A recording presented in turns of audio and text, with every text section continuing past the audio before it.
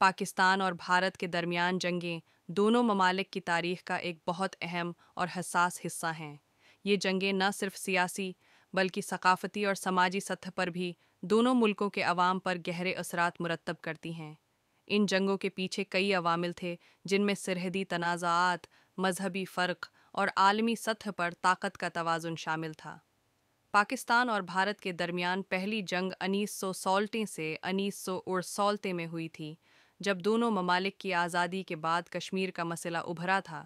1916 سے 1968 کی جنگ، پاکستان اور بھارت کے درمیان پہلی جنگ 1916 میں شروع ہوئی، جب بھارت اور پاکستان کی آزادی کے بعد کشمیر کے مسلم اکثریتی علاقے پر قبضے کے مسئلے پر دونوں ممالک میں تنازع پیدا ہوا۔ کشمیر کا مہاراجہ ہری سنگھ، جو ایک ہندو تھا، نے بھارت سے الحاق کرنے کا فیصلہ کیا، جس پر پاکستان نے شدید اعتراض کیا۔ پاکستان نے کشمیر میں مسلمانوں کی آزادی کے لیے فوجی مداخلت کی اور اس جنگ کا آغاز ہوا۔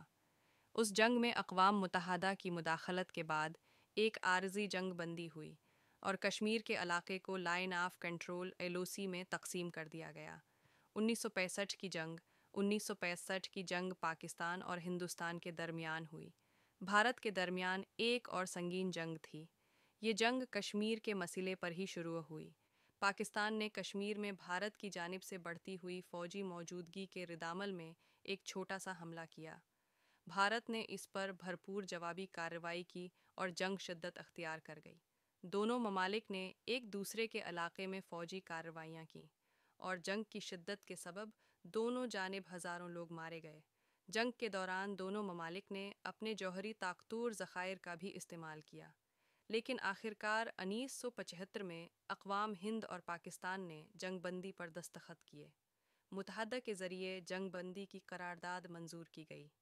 جنگ کے بعد لاہور اور دہلی میں امن مذاکرات ہوئے اور کشمیر کا مسئلہ پھر بھی جوں کا توں رہا۔ 1971 کی جنگ، پاکستان اور بھارت کے درمیان 1971 میں ایک اور جنگ ہوئی، جسے بنگلہ دیش کی آزادی کی جنگ بھی کہا جاتا ہے۔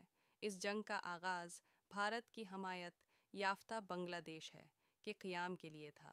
مشرقی پاکستان، جو آج بنگلہ دیش ہے، میں عوامی تحریک کے بعد پاکستانی فوج نے سخت کریک ڈاؤن کیا، جس پر بھارت نے